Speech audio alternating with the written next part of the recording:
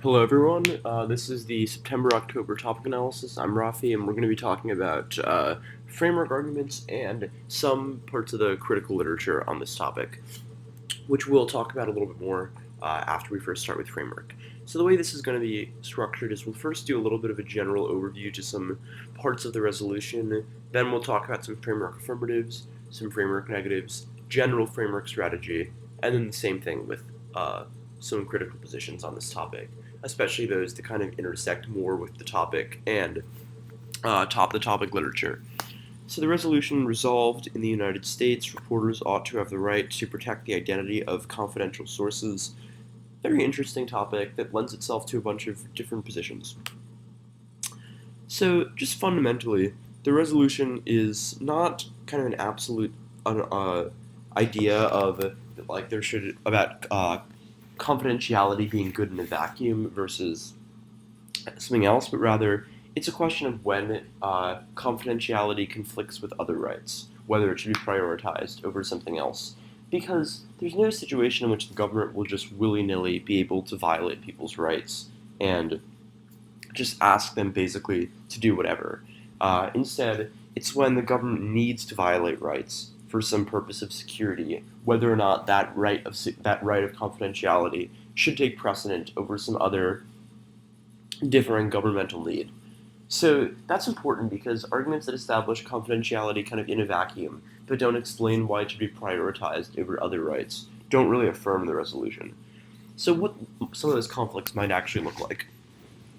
There could be a situation of security versus liberty, in that, as mentioned before, it's a question of how if the government needs some information to stop some danger or just to like prevent crime in the future, whether they should know that versus the journalist's right to keep that information secret, or in some ways a question of free speech versus safety, the journalist's ability to have source confidentiality and the source's right of anonymity could be seen as a First Amendment issue in that it's based on not restricting the free flow of information and restricting basically the ability for them to have this type of like conversation and talk about whatever on it without governmental restrictions.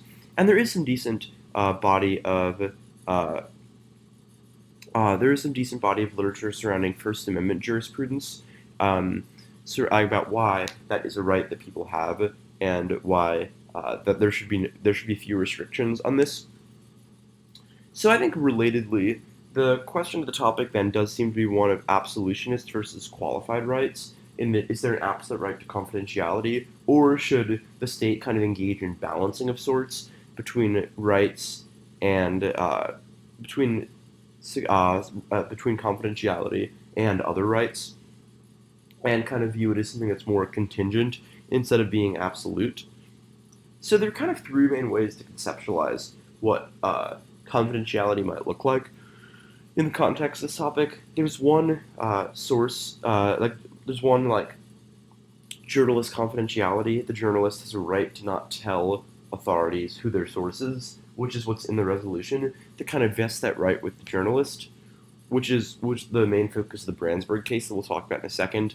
Second, source anonymity, that instead the right is vested with the source. They have a right not to have their information disclosed, and it's like about like the focus is more on them. And then third, kind of the public good, i.e., like it's good for the entire public to not have to have a free flow of information and being able to have this privilege kind of throughout society.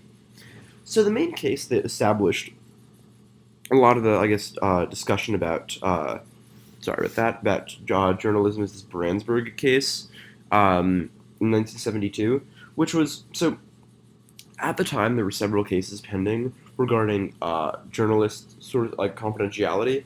So this one in particular surrounded. There was a situation involving reporters who were investigating crime and like writing about it in papers such as like the New York Times, and then were subpoenaed and called before the court and told that they had to disclose their sources. But then they refused, and then the case proceeded throughout the courts, and the courts interestingly held in a very ambiguous and confusing ruling that's kind of nowadays not really followed or seen as like super clear that the journalists do in fact have to give up their information to their sources to the government in many situations, and there is no right of the journalists to have the ability to have confidential sources. But what's interesting is that many courts have seemed to almost apply the minority dissenting opinion a lot more, in that that one is seen as much more coherent, which basically said that uh, there's no, like, journalists can't, in the case of like clear and present danger, get the government kind of to show pressing interest to stop a future crime, but that like otherwise there is a right, which leads to a lot of interesting apps that we won't really talk about as much in this topic analysis, but that like Brandsburg currently is kind of a mess and has left a very confusing case law, and that there needs to be a clear precedent established to clear that up. But rights will be the main area for framework debate on this topic. The reason being that there's a lot of literature out there about the importance of rights, whether rights are absolute, or even whether rights are kind of valuable constructions to have in the first place, just because of some of the things that people have highlighted with rights not being absolute, maybe not letting themselves, maybe an overly focused perspective on individualism could lead to us kind of wrongly prioritizing individual goods over the societal good. Okay, so now we'll move on to talking about some specific framework positions. So I guess to start, as kind of an overview to it, a lot of these framework positions that will be very common are actually pretty mediocre, and some of them just downright bad. In that I think the Kant AF and the Pragmatism AF in particular will have some serious problems with them. So I guess we can start by talking about those, since those will be the most common ones, even if we are not going to be reading those. So the Kant AF is, pretty straightforward. A Kant framework that says, we should focus on like agency, rationality of people. It's not a consequentialist framework, and then like it's based upon like a system of like treating others the way you want to be treated, like willing like an action universally, or the categorical imperative. So kind of a large assumption that a lot of these frameworks make is that people have intrinsic worth and therefore should be treated as such. And so the offense then will problematize the idea of either A, the journalist having an obligation to their profession, and therefore not being able to be coerced into giving that up, or B, some stuff about like free speech being important to like they have a right to like confidentiality with their source, and having those communications infringed upon is like automatically unjust. The reason that this is kind of problematic is that this topic is much more about applied ethics than just like anything about like the about something intrinsic, like about whether confidentiality or like free speech or whatnot matter, but rather it's about kind of applications of those, which makes some of these philosophical positions a little bit confusing, because to win this Kant offense, it seems a lot more consequentialist, i.e. you have to win that source confidentiality leads to them being able to have communications with their sources communicating with the journalist, which seems much more consequentialist and not really intrinsic to the structure of action. And remember, deontology relies on intention for a distinction, or only things kind of intended are what matter. So I think that those apps, people will read them, but it seems like it's pretty easy for the negative to win that a lot of other things link as well. And the main purpose of a framework app is to exclude kind of generic offense, but it seems like the negative could successfully link a lot of their generic offense to the affirmative, which might defeat the purpose of reading this. The other possibility is a pragmatism app, as people will read. Pragmatism says that we should kind of reject universal ideas of ethics, and like kind of these foundational claims that like X is good because Y, or whatnot. So like it rejects like notions of like util, deont, etc., because those kind of establish overarching theories of the good. But instead, it's much more of a decision-making heuristic that the way to determine what is good or bad instead should be subject to experimentation. So the way we decide things then is by trying new things out and engaging basically in pragmatically oriented inquiry. And this is kind of the starting point of ethics. Pragmatists argue that like the way that like we would conceptualize that like I should invent light or electricity is because it's dark outside and I want to be able to read at night. Problems kind of lend themselves then to the development of different solutions. And the offense then would be free speech good, that like the ideas of being able to have democracy and dialogue first require people being able to speak freely, and if they can't talk to they're not able to talk confidentially with their source, and sources would never share it with the journalist in the first place, which would chill free speech. But similar to the Contaf, this kind of suffers from the problem of being consequentialist in a lot of ways, in that it's about a kind of a cause and effect relationship, that having confidentiality leads to free speech, as opposed to free speech being instrumentally affirmed, which means that, again, this kind of applied situation doesn't make as much sense for a framework that is not consequentialist, and this gives the neg the ability to link all of their generics to the AF anyway. One AF that I'm hesitant about, that I've given some thought to, and might work, but I'm curious what literature says in this, is libertarianism. So libertarianism, the framework would say that non-interference is good, the government needs to kind of get out of the way, let people do whatever. Libertarians like Robert Nozick, for example, say that taxation is bad, it's a freedom violation, and it kind of accepts deontological precepts of like people having rights, freedom, etc., so it's not consequentialist, and they have a right to non-interference.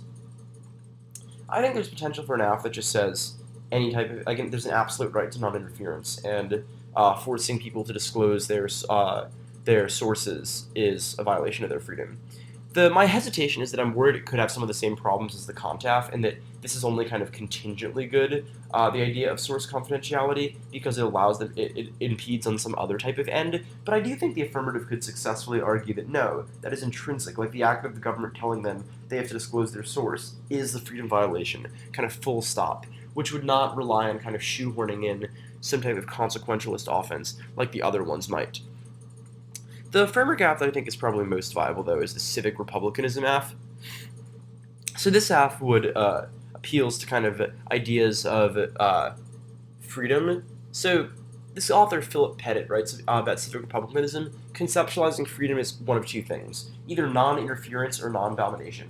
Non-interference says that you're left to do what you want, you're totally fine, as long as, like, you can do what you want. So, for example, if you were a slave living on a plantation, but it's a really nice plantation, and you get fed well, you have free because you're not being interfered with. Obviously, that's not a desirable understanding of freedom, because that can be taken away at any point, which instead means that non-domination is preferable, and understanding of freedom as one in which there's no possibility of arbitrary interference with your ends, and you kind of set your own ends, earning and in control of yourself. And the offense would link to that because ideas of free speech and democracy enable people to establish the conditions for non-domination, because they're able to kind of control what society looks like and ensure the government cannot construct kind of visions of that society without extensive input from the citizens.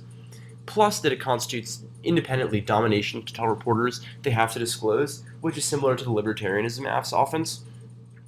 I also think this avoids a lot of the problems of it being pseudo-consequentialist, because I think you can much more clearly successfully kind of argue that intrinsic to source confidentiality is the ability for reporters to kind of construct the vision of society that they want and not be kind of face domination over it, and kind of orient themselves towards democracy that allows contestation and being able to speak out.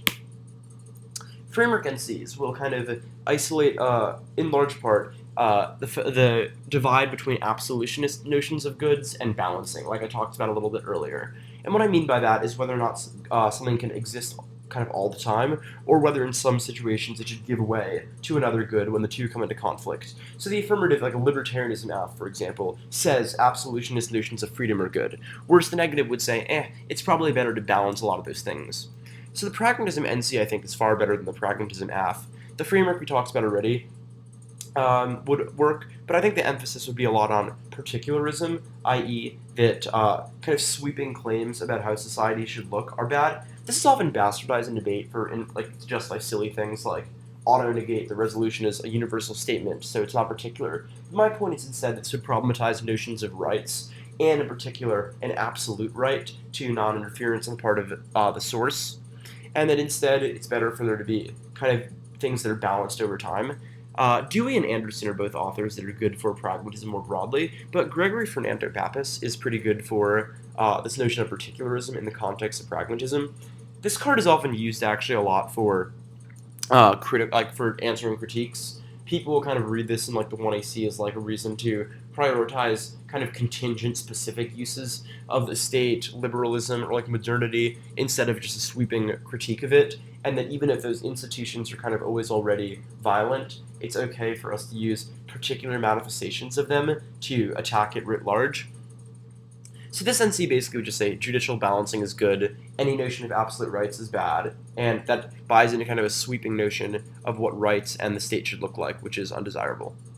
The communitarianism NC, I think, is pretty similar in that it's also about why rights should not be absolute. So communitarians like Amitai Etzioni basically start from the assumption that humans don't exist in a vacuum, but rather exist alongside other people, and that no individual just kind of lives off by themselves in the woods, but rather interacts with others as part of a kind of a social body, and therefore ethics should understand how people are supposed to relate to one another instead of just being totally atomized. And that understanding means that people have an obligation to give back, so to speak, and not be totally individualistic, but rather reflect the interests of the community. So there are kind of two main reasons why this NC would negate. One is the idea of rights balancing, that rights are inherently an individualistic good that appeals to a certain thing that protects individuals at all times, but is not a community good. And it's better to engage in judicial balancing of rejecting the idea of an absolute right, because that right should be able to give way to the societal good in situations that demand it.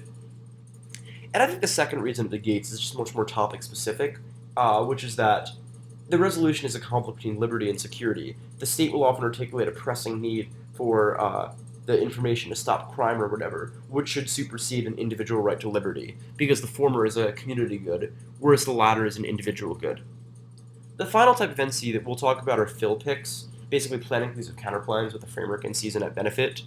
So I think there's a pretty easy way to counterplan in stuff like the Hobbes NC or the Kant NC by picking out of it source confidentiality when it threatens revolution or like sedition or something, similar to some of those picks on the free speech topic a couple years ago, which this topic is very similar to in a lot of ways. So basically, those frameworks establish that Hobbes says the state is absolute, that the social contract necessitates that people can never question the state. The state of nature is super, super bad, and therefore when we join a state, we are investing kind of fully in the state being good because the alternative is much worse. Kant is a little bit less extreme, but basically argues that as a condition of joining the state, people are kind of creating a body politic and therefore being represented by the general will and have no right to start a revolution or something like or incite the fall of the state. They have to get changed democratically instead.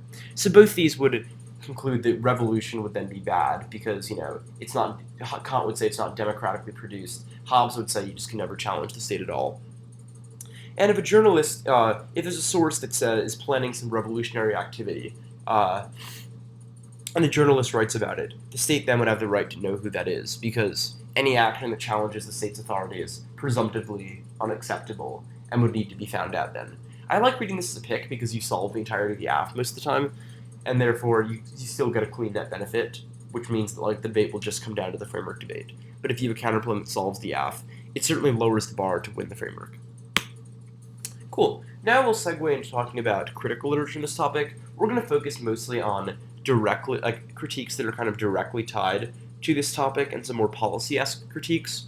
So there are, I think, three main questions you want to kind of think about when conceptualizing K-debate in this topic. One is, are rights good or bad? There are tons of theorists out there who criticize notions of rights from a variety of standpoints like pessimism, capitalism, etc., and others who say that rights are good. So I think that's an important part of the literature to delve into. Not even just rights for journalists, but just the idea of rights in general will be important. The second thing is the plan is a negative state action, most likely, in that it is about source confidentiality to ensure non-interference from the government. So arguments that say the state is bad will be less compelling on this topic than most, because the affirmative decreases the state's power. It is removing the state's ability to do stuff to people, in essence. And I think the third question is, does the AF involve the state? I'll talk about this a little bit more in a second when I talk about one potential AF we could be reading, but while rights are legal recognition, that could be argued, which the negative will probably say that if there's a right granted, the state has to kind of recognize that right to actualize it, which means the AF is implicitly or otherwise the state. The affirmative could also defend rights in a much more theoretical sense, like you have a right to this, not a legal right, but just that should be a thing that exists, and that shouldn't be something that's violated, but the state does not really have to actualize that. So some KFs.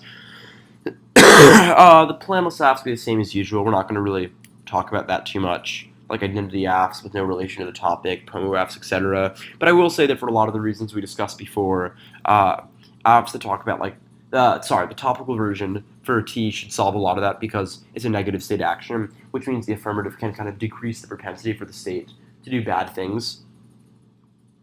I think there are some soft left AFs / structural violence AFs that can be good, such as like reporting is key for issues of like sexual assault, like racial violence, etc. So basically, if a journalist is writing about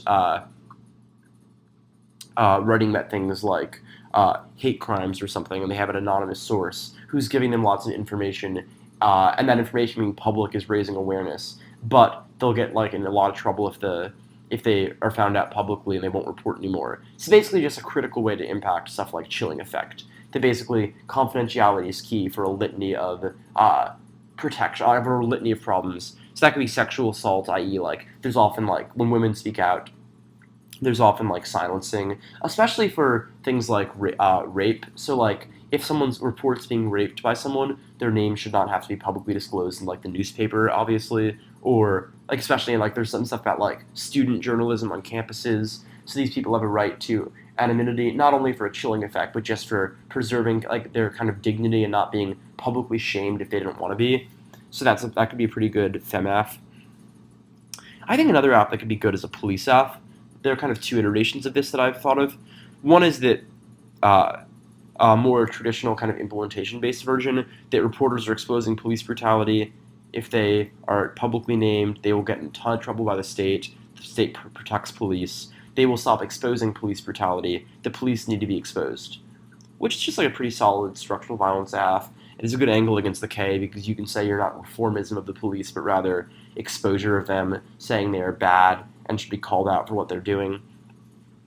The second version of that, I think, would probably not defend the plan. This app is super tricky, and I think is mostly used against people who are going to go for the K no matter what. You would say, and so you would, instead of defending that there's a right to confidentiality that's given by the government, you instead will just say people have the right to speak out against the police, and that should be kept confidential. You sort of cut out the middleman, so to speak, of defending a state to actualize that right. But instead, you just defend a world in which it is desirable, in which people are not interfered with when speaking out against the police. Your arguments be that the resolution does not call for state action, it doesn't say United States federal government, and read some cards that a right is not necessarily legal, but instead could be more theoretical, as we talked about earlier. But that even if it is called for by the resolution, who cares? It's kind of the fiat's not really real in that no matter what happens, the topic, nothing goes into existence. And the app's form of imagination of a world in which police brutality is exposed is no less imaginary than the other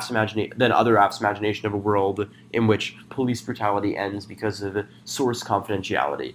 So the main utility of this would be to answer Ks like AfroPest that say state bad because the AF is not the state. You just say, we've endorsed a world that says police brutality is bad. People like Wilderson say the same thing. They're like, yeah, the police are bad. People should speak out against them. We just cut out the middleman of like defending a state to actualize it.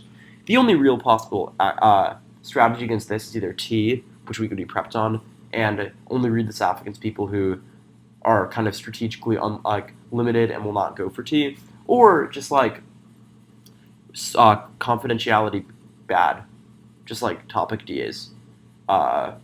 Like it's important for there not to be confidentiality for exposing the police, which we can just be prepared to debate on. So I think this is good for limiting a lot of Ks. So now some K stuff in the neg. Bottom right-hand corner we have Frank B. Wilderson III. Some most generic Ks in this topic are pretty meh. I'm not going to talk too much about them. For the reasons we talked about before, the app's a negative state action, not even necessarily a state action to begin with. They can be shifty and kind of slow roll that to make it unclear what they defend. But I think there are 3 Ks that can be pretty good and specific. The first is the rights K, or I guess 2 Ks. The rights K, which has several different flavors of it, like we talked about before, like different theorists who say rights are bad. And I think that's where better iterations of things like pessimism come from. The idea of rights is kind of incorporation into liberalism. The idea of people being protected ignores that kind of states and rights are always already denied to minorities, and that like the idea of rights working is just kind of constitutes cruel optimism. There's definitely some good stuff on that I think is the direction that better Africa debaters will take this topic in, but we're not going to talk about that too much. Um, I think the CapK is a version of this as well, that like individualism is bad. The idea of rights kind of arises out of a paradigm of kind of self-care slash like focus on the individual that eschews kind of helping others and buys into a pull oneself up from the bootstraps mentality that kind of constitutes like Reagan era politics of like neoliberal austerity, like cut back the welfare state, take care of yourself, don't go beyond your own sphere of like identity to help others, which is super bad and used to kind of divide the working class and make sure people don't care for each other and will never kind of oppose structures writ large. I guess finally, there's the Deleuze that I think could have a decent link about identity. That identity itself is in the resolution, which assumes that a right can kind of contain a static identity, but instead that identity is always fluid and changing, and putting it within a certain time and space is bad, which is like more of a civic reps of like the AF's understanding of rights, or I'm sorry, of identity, as being something that is reducible to a specific place. But instead, it's changing constantly. And that's what Deleuze is fundamentally criticism of, arborescent or kind of predictable and mapped understandings of the world and identity, when in fact it is always able to change over time. So it's not to say that a reporter is not a thing, but that rather saying that there should be a legally codified understanding of who a reporter is when is problematic and should be rejected. So in summary, there's a lot of interesting stuff about the framework and the case side of things, and plenty of interesting research to be doing. So yeah, just let us know if you have any questions, and good luck.